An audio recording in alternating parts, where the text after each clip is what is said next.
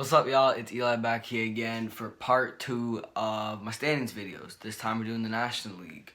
You guys showed love on the first one, so here's the part 2 that I promised. And let's get right into it. National League East first. This is a super interesting division. There's tons of good teams.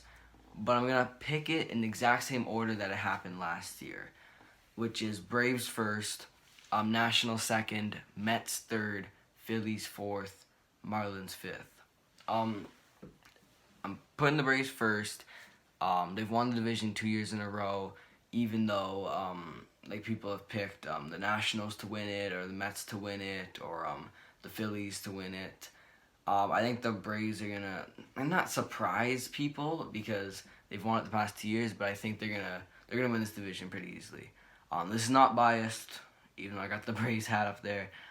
They lost Donaldson in the offseason, but they signed Ozuna, which is definitely a downgrade, but at least they got someone to kind of help Donaldson's production because he had 37 home runs, 100-plus RBIs.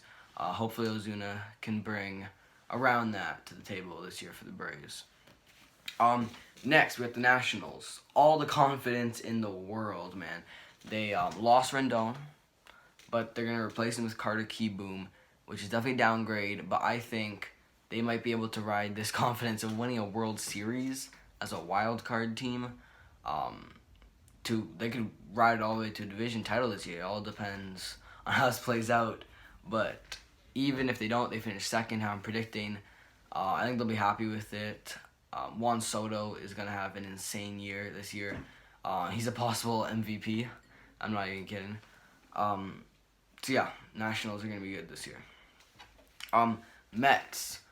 Lots of positives here, but there's also some negatives. But the positives mainly, DeGrom just won back-to-back Cy Youngs, and Alonso and McNeil are poised for breakout years. I mean, you can't really call it a breakout year, but they might step onto the stage and become superstars. Alonso for sure. McNeil could be a surprise all-star. Hopefully this team stays healthy. That's always a problem with the Mets. If they stay healthy, people are kind of predicting them to win the division. They could.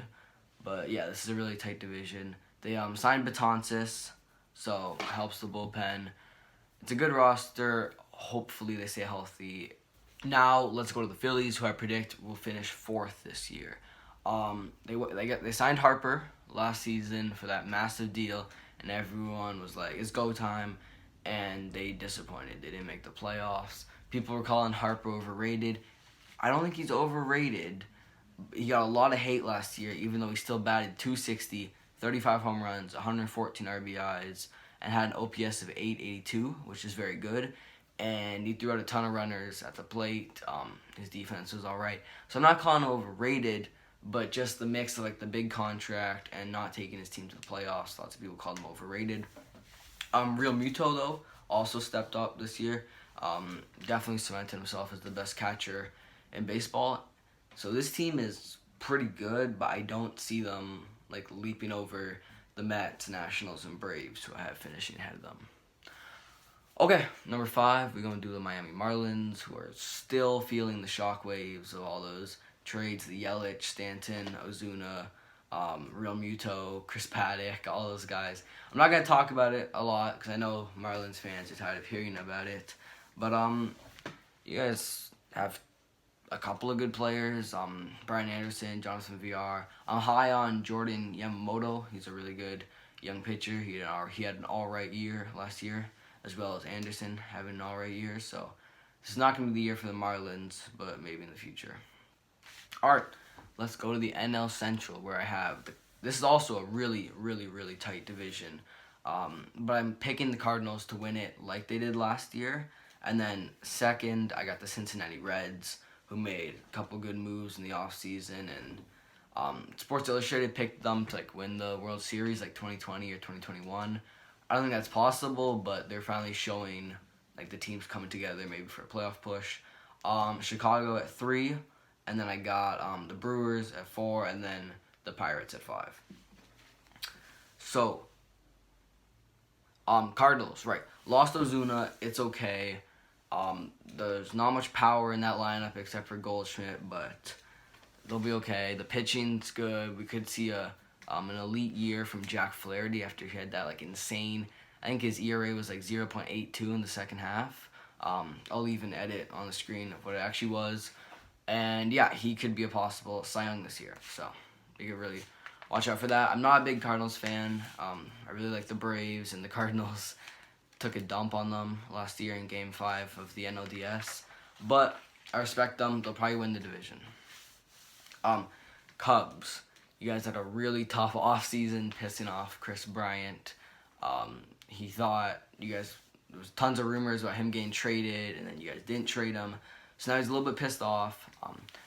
And you guys just had a bad year in general, not making the playoffs.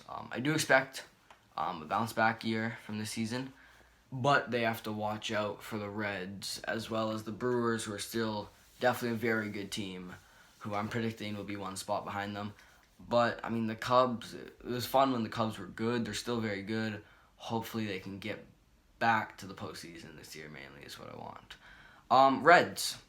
You guys have three-headed monster in the rotation with Trevor Bauer, Luis Castillo, and Sonny Gray. Those are three great starters, and they could be a surprise team to win the division.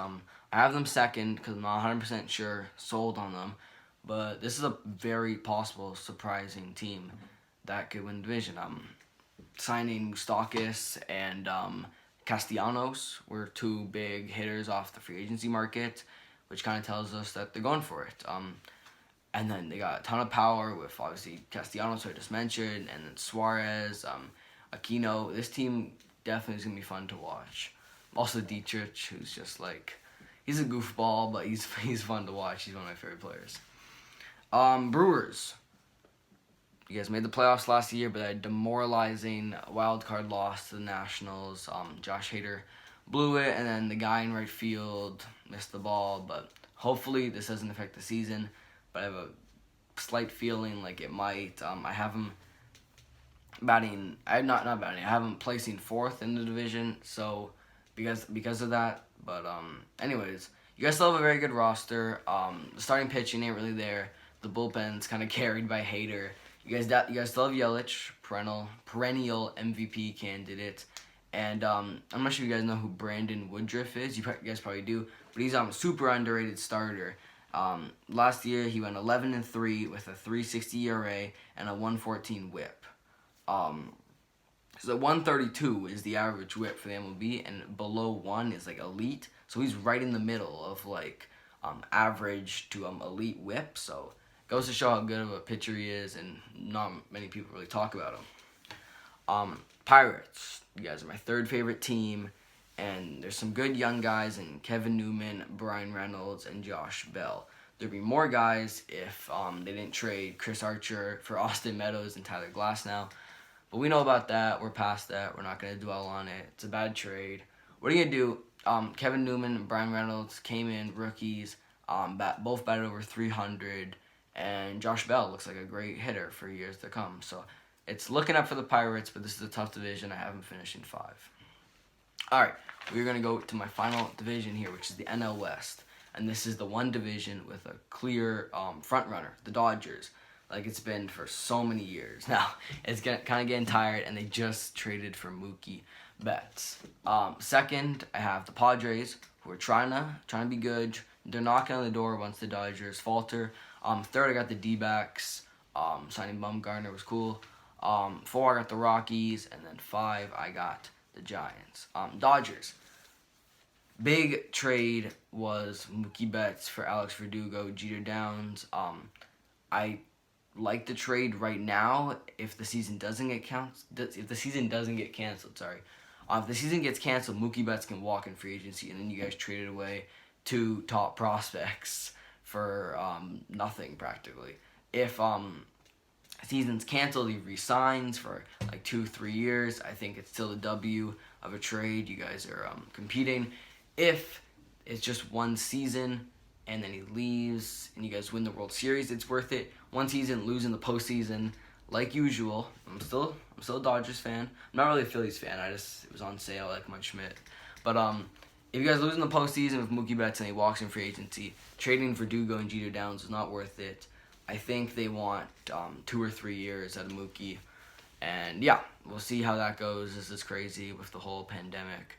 But yeah, they're gonna win the division. I don't know how many years straight it's been. I'll put it up on the screen. They own the NL West, man. Anyways, Padres back with the brown and gold. Those jerseys are so clean. I really like the Padres. They have an elite left side of the team. You got Machado third, Tatis short, and Pham left field, and that's probably the best left side of the field for any team. I don't know. That's dumb. But I definitely have a chance at a wild card for like the first time in a while. The starting pitching's all right. The bullpen's pretty good. Besides those 3 hitters I mentioned, the team ain't all there, but I think it happened. I think they're gonna get a wild card this year. Third, D-backs. They signed Starling Marte, because now you got 2 Martes, Ketel and Starling, and they also signed Madison Bumgarner. These are great pickups for a competing team. I don't see the D-backs as competing. They're a possible wild card team, but that's as high as I put them, and even a wild card, I don't think that's happening. But anyways, we can see what happens. I love Ketel Marte. I made a top 10 players video. It's my next one, and if there was like a top 15, I definitely have Ketel Marte in my top 15. But he had a breakout year, batting .330. He had 32 home runs, 92 RBIs, and a great OPS at 981, as it jumped up from 768 to 981 between the 2 years there. For the D-backs, it's great offense. Not great offense, good offense, and bad pitching. Bumgarner's really going to have to carry this staff, and there's no one really in the pen except Archie Bradley, I guess, but that's not great. If you want to talk about good offense, bad pitching, you look at the Colorado Rockies, man. Story, Arenado, Blackmon, 3 of some of the best hitters in the game. Blackmon's not one of the best hitters in the game, but you know what I mean. They got a great 3-way punch, but that's it. That's literally it for the entire team. The rest of the roster is trash. The starting pitching trash. The bullpen trash. But I mean, what are you gonna do? Pitchers don't want to come to Coors Field because that's where your careers end. And I mean, hitters would seem to want to come to Coors Field, but they can't sign free agents. They don't really make that many big trades, so it's all has to be homegrown talent. And yeah, I really like the Rockies, but they're not gonna be good this year. Giants. This is not a good team, man. Full of old guys. I feel like this Giants team is like still trying to be good, like when they were a couple years ago, by signing like old guys who used to be good. I mean, you got Brandon Crawford, Brandon Bell, Jeff Samardzija, Buster Posey, Hunter Pence, Evan Longoria, Johnny Cueto. Those guys are all like 33 plus. And I mean, what was the point of signing Hunter Pence this offseason, just to bring him back for like a year? I mean, I guess, but no, I mean, you guys had one player who gave you guys hope this last season. That was Mike Yastrzemski, and I mean, he's actually 29, so like he's in like his prime right now. I thought he was like 26, 25. He's actually 29, so that's not. I mean, that's like 27 to like 30 is like a prime baseball age, but Yastrzemski's not in his prime. He batted .272, 21 home runs, 55 RBIs, and an .852 OPS.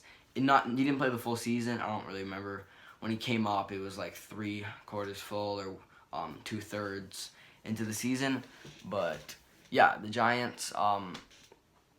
Those old guys are going to retire in a bit. There's not that many young prospects coming up except for Joey Bart, who's the top catching prospect. But yeah, the Giants are no longer the good Giants teams from a couple years ago. But that's what happens. That's baseball. So that's it. There's the NL standings. This one might have been a bit quicker than the AL standings. I know more about the AL teams because Blue Jays fan. I watch all the games against the AL teams. And yeah, thanks for watching my 3rd video on this channel. New video will be coming tomorrow. Peace.